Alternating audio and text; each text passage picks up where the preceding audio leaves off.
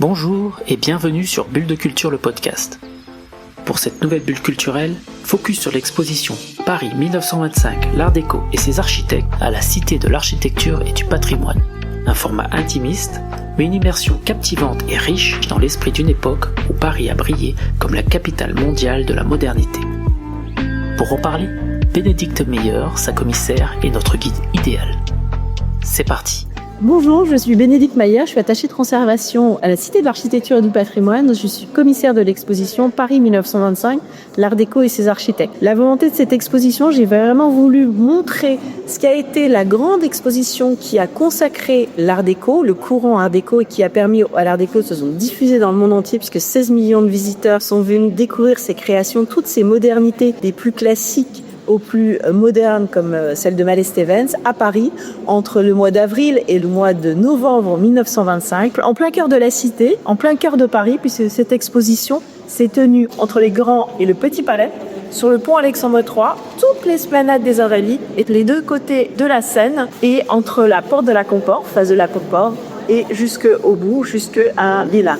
Et donc, on a vraiment voulu à ce que ça tienne au cœur de la cité, quitte à ce que ça engendre des encombrements, parce que dès les années 1923-1924, on se plaignait des encombrements futurs des rues en raison de la fermeture d'une partie du centre névralgique de Paris. Et donc, l'idée de cette exposition, c'est de présenter ce qu'était cette exposition 1925 au cœur de Paris. Ici, vous avez une photographie prise depuis le Petit Palais, les terrasses du Petit Palais. On voit la porte d'honneur de l'exposition 1925, la tour horloge du pavillon de Mallet Stevens des renseignements et des tourismes, et puis l'exposition qui se développe avec la rue des Boutiques sur le pont Alexandre III et les 4 grandes tours de Plumet qui scandaient des esplanades des Invalides. Vous pourrez découvrir les prémices de cette exposition, ces expositions qui se tiennent en 1925, mais en fait elle est pensée dès 1911-1912, et puis on imagine qu'elle va se tenir en 1915, en 1907, évidemment la guerre arrive, puis en 1922, en 1924 et enfin en 1925. Il y a près de 150 pavillons qui sont présentés, 21 pays, et c'est vraiment un carrefour des modernités architecturales, puisque toutes ces architectures qu'on qualifie aujourd'hui d'art déco, en fait, sont qualifiées à l'époque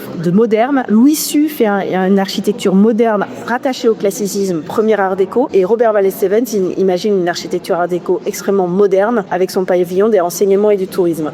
Un petit focus sur l'implantation et des débats autour de l'implantation de cette exposition internationale de 1925. Il différencie les projets et les racines de ces architectures modernes qui sont présentées dans toutes les réflexions qu'il y a dans les milieux architecturaux à partir de 1917. Donc, on est encore en guerre sur la reconstruction des régions qui sont déjà bien dévastées dans l'est de la France. Saint-Quentin, Reims avait été détruit à 80%. Différents architectes et courants pensent à la reconstruction avec la modernité, apporter le confort moderne aux habitants, l'eau, l'électricité, la voiture, en plongeant ses racines soit dans les traditions régionales, donc on va avoir un art déco régionaliste, on prend les formes traditionnelles qu'on va géométriser, mais également une architecture très moderne, très moderniste, qui regarde vers le futur, très dynamique et qui est mis en œuvre notamment grâce à la mise en œuvre du béton armé, parce que 1925 c'est vraiment la consacration du béton armé qui permet d'élever des façades hautes avec beaucoup d'apports de lumière, toutes les réflexions sur l'hygiénisme, donc on a aussi des verrières, et ça c'est vraiment représenté par Robert Mallet Stevens. Donc dans les prémices,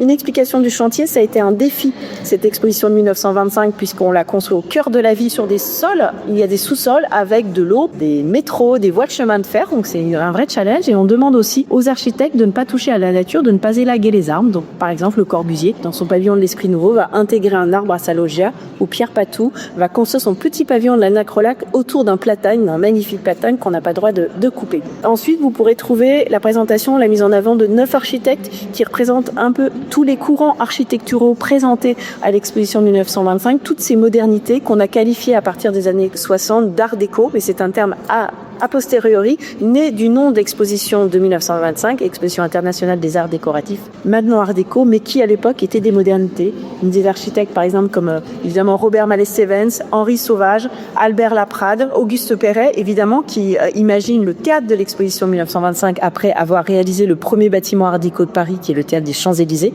en 1911-1913. Et puis, un point important sur un architecte peu connu mais important de cette période qui est Henri Favier, qui livre la porte d'honneur et le pavillon de l'intransigeant pour l'exposition et qui, dans les années 20 de 1919 et 1928, a été le directeur artistique des établissements Hilliard-Brandt et qui donne les dessins des plus fameuses réalisations de Brandt à l'époque, notamment le pavillon Oasis. Et on a eu la chance de trouver dans ces archives qui ont été données par la famille à la cité, notamment tous les dessins préparatoires et la feuille d'oseille qui a inspiré en fait les motifs de ce paravent. Et puis également une partie qui me tenait à cœur sur le jardin, puisqu'il y a une grosse réflexion à l'époque de Art déco sur le jardin. On repense en fait le jardin. On veut retrouver un grand art du jardin avec différents courants pour le renouveau du jardin néoclassique. Les inspirations méditerranéennes portées notamment par Albert Laprade et puis des jardins très modernes, les jardins cubistes qui sont présents en 1925 avec le jardin de Mallet-Stevens, cubiste avec les fameux arbres des frères Martel en ciment armé et le jardin triangulaire dans les roses rouges et plein d'eau et tout scintillant de Gabriel Duvrétian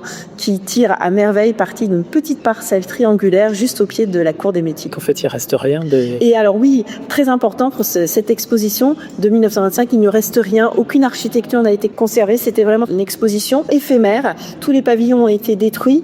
Il y a d'ailleurs les organisateurs de l'exposition avaient demandé de pouvoir employer des matériaux qu'on pouvait réemployer ensuite. Les frères Perret, par exemple, vont construire leur théâtre en bois, exclusivement en bois, alors que ce sont les chantres quand même du ciment armé. Et leurs grands piliers, qui sont vraiment des fûts d'arbres, des troncs d'arbres, seront réemployés ensuite. Et il ne reste absolument architecturalement absolument rien. La toute petite chose, c'est le couvrement des voies de chemin de fer de la gare d'Orsay, les voies passées en dessous qui ont été couvertes, qui sont aujourd'hui les gares notamment de RER. Mais architecturalement, il ne reste rien de cette exposition.